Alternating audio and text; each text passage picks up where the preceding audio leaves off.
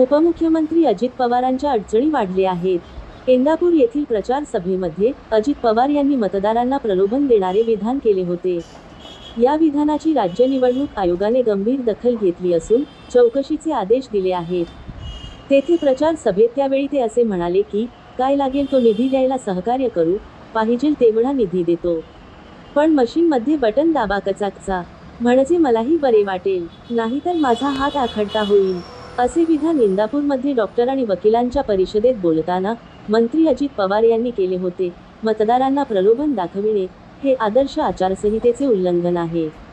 राष्ट्रवादी काँग्रेस पक्षाचे आमदार रोहित पवार यांनी अजित पवारांच्या विधानाची राज्य निवडणूक आयोगाने गंभीर दखल घ्यावी अशी मागणी केली होती।